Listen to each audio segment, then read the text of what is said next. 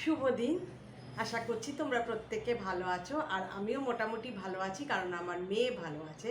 যদিও খুব দুর্বল, বেশি হাঁটাচলা করলে মাথা ঘুরছে, একটু শ্বাসের কষ্ট আছে, কিন্তু আগের থেকে অনেক ভালো, পরম গুরুর কৃপায়।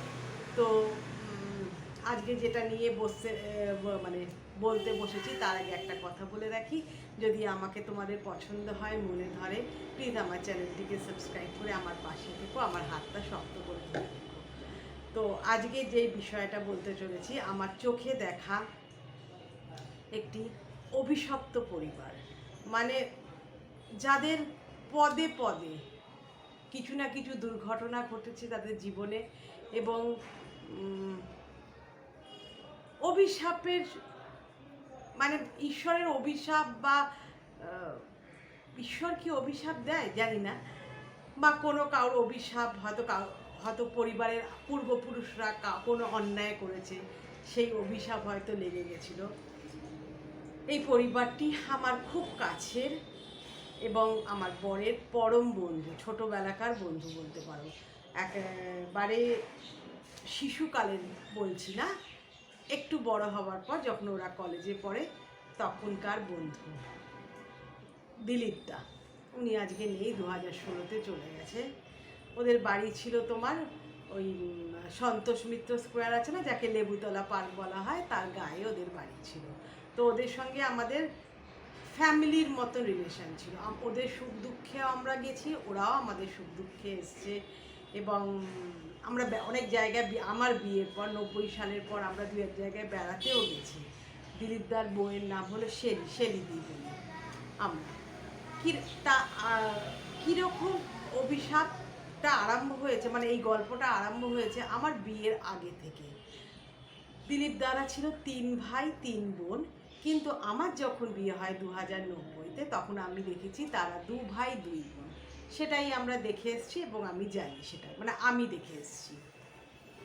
দিলীপদার মা বাবা অত্যন্ত ভালো, বিশেষ করে বাবা তো, মেসোমশাই তো ভীষণ ভালো ছিল।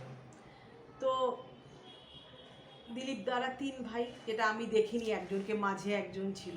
আমি সবচেয়ে বড়, মানে সব ভাই বোনের বড় ছিল দিলীপদা, এবং তারপরের যে ভাই ছিল, মেজো ভাই, তাকে আমি দেখিনি কোনোদিন।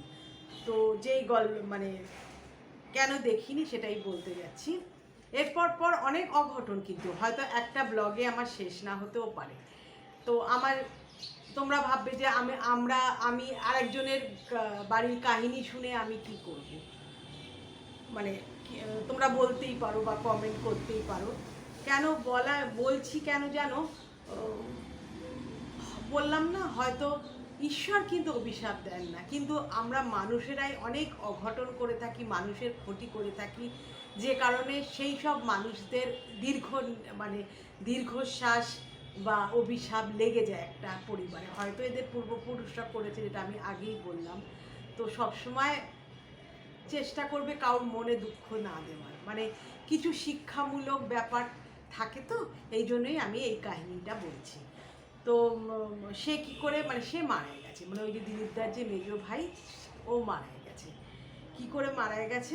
ও ছিল গায়ক, গান গাইতো, ছোটোখাটো অনুষ্ঠান করতো, ফাংশনস করতো, বাড়িতেও কিছু ছাত্রছাত্রী আসতো, গান শেখাতো। মানে এটা আমার বিয়ে হয়েছে 90 সালে, তো এটা অন্তত ধরো বলছি 95-96 সালের ঘটনা। আমি তখন মানে এখানে আমার অস্তিত্বই ছিল না। তা সে মারা গেছে, সুইসাইড করেছে।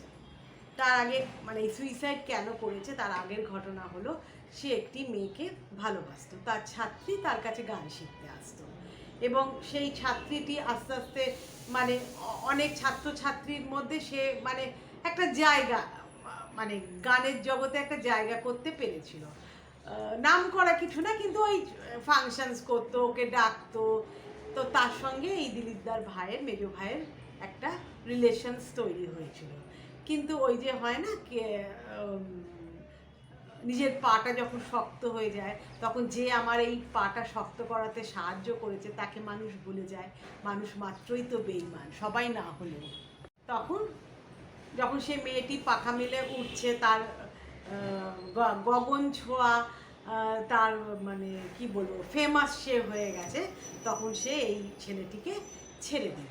ছেড়ে দিয়ে অন্য ছেলের হাত ধরলো, যে মানে এই সামান্য গান শিখিয়ে টুকটাক ফাংশন করে না, কোনো একটা বড় লোকের ধনী লোকের হাত সে ধরলো।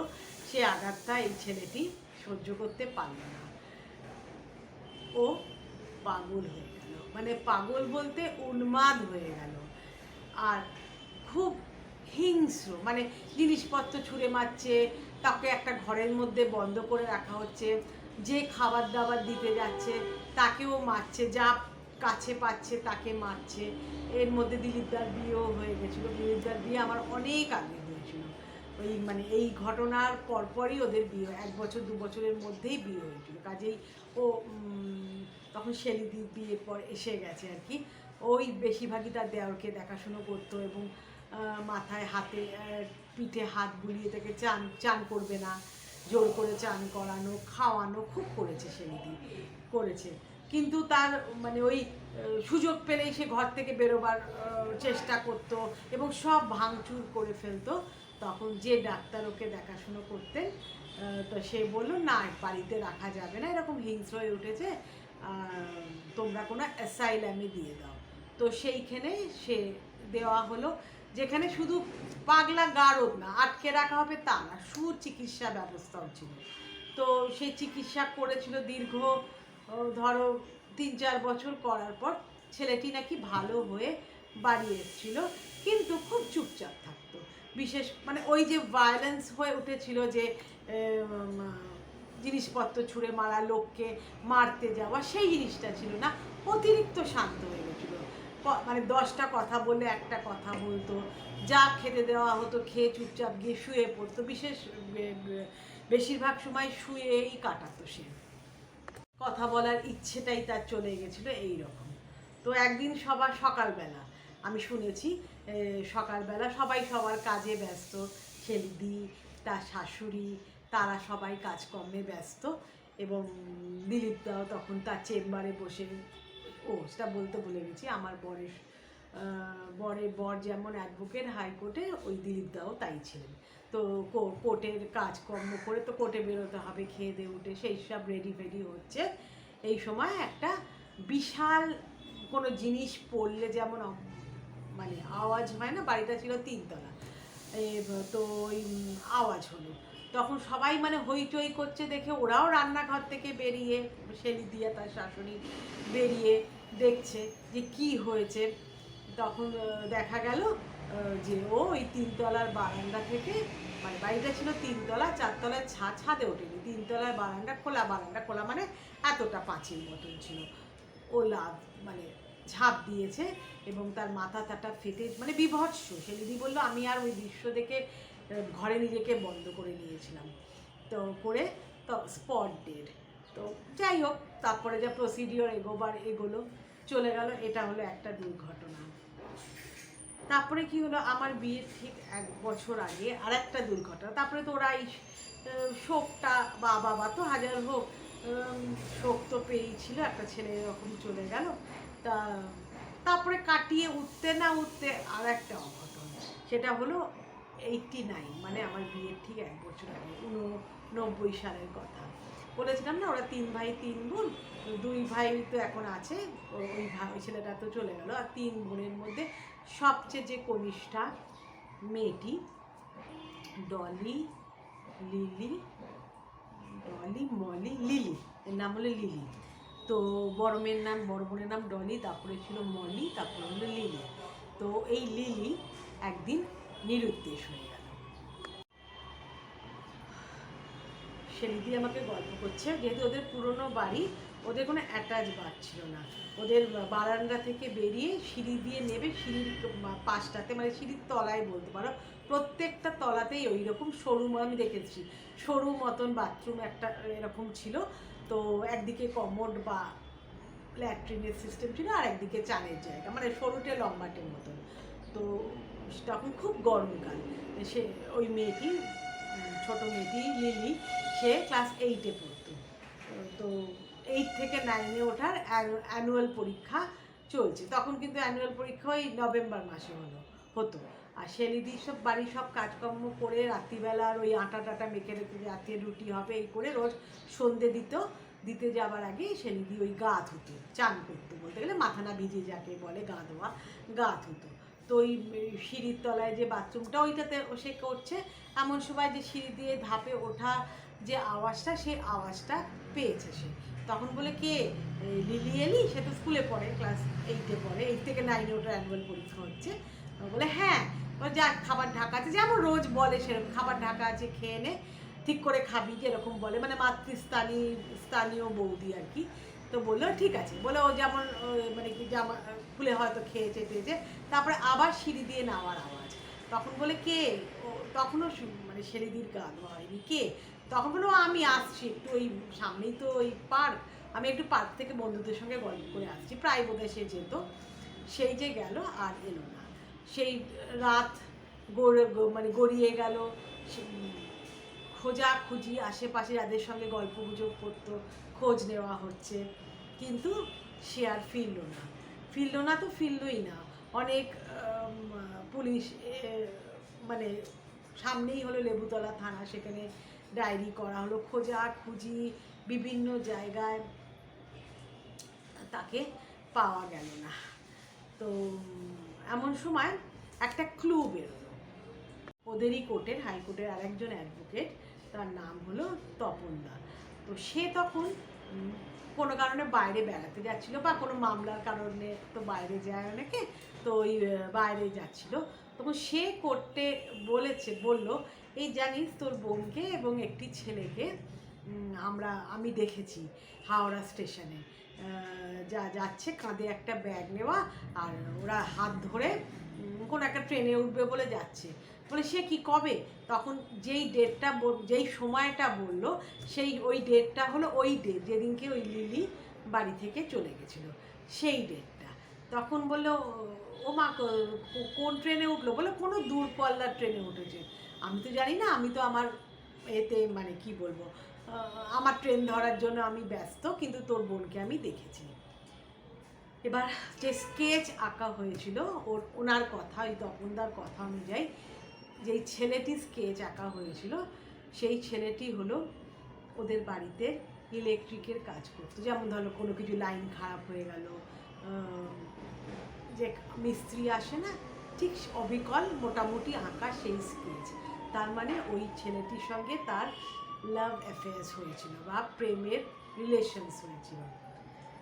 তখন ওরা বিভিন্ন ওই সময় কোন দূরপাল্লা পুলিশের কাজ যেটা করতে লাগলো, বম্বেতে তো মানে এরকমই পাচারও হয়, সেই জায়গাতে গিয়েও খোঁজা হয়েছে, কিন্তু মেয়েটিকে আজকে 2026 সাল হয়ে গেল, এখনও পাওয়া যায়নি। সে বেঁচে আছে না মরে গেছে, নাকি বিক্রি হয়ে অন্য দেশে চলে গেছে। তারপরে ওদের বাবা মা ভেঙে পড়ল, এবং দিলীপদার যে বাবা, উনি যে কাজ করতেন, উনি চাকরি ছেড়ে দিলেন। একটা এরকম মেয়ে, একটা 8-9-এ পড়া জলজান্ত হাসি খুশি মেয়ে, সে এই হারিয়ে গেল। মানে বাবা মা তখন মানে ওই ছেলের মারাই যেতে যত না দুঃখ পেয়েছিল, এই মেয়েটা চলে যাওয়াতে তারা বিশাল একটা আঘাত পেল। স্বাভাবিক কথা, বাড়ির সবচেয়ে ছোট মেয়ে, এবং ওর মা মানে মাসিমার মুখে আমি শুনেছি রাত্রিবেলা ঘুমিয়ে হয়তো ঘুম ভেঙে গেল যখন ওই কথাটা ভাবে যে মেয়েটা আর নেই। মানে দেখো, চলে যাওয়া মানে মারা যাওয়া, স্বর্গে চলে যাওয়া একটা আলাদা ব্যাপার, সেই দুঃখটা আর এক রকমের দুঃখ। আর এক মেয়েটা বেঁচে আছে, কিন্তু কোথায় আছে, কিভাবে আছে, কি পরিস্থিতিতে আছে, সেটা হলো আর একটা, মানে এই দুঃখ অকল্পনীয়।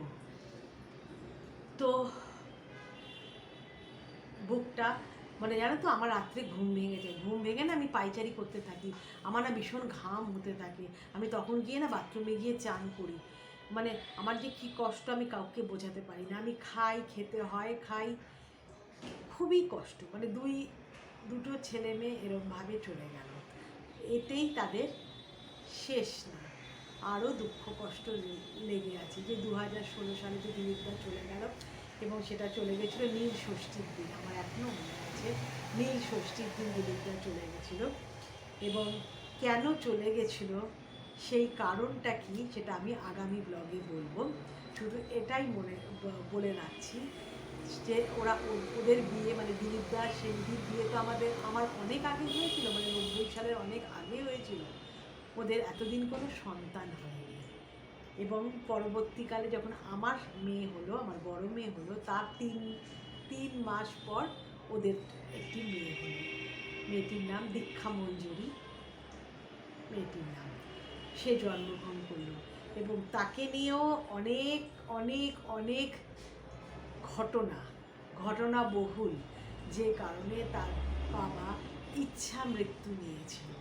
সেই কথাগুলো আমি আগামী ব্লগে বলবো, কারণ অযথা ব্লগটা করে মানে তোমাদেরও দেখতে ভালো লাগবে না। তো অপেক্ষায় থেকো, আগামী দিনে আমি সেটা বলবো। কেমন? পাশে থেকো, সঙ্গে থেকো।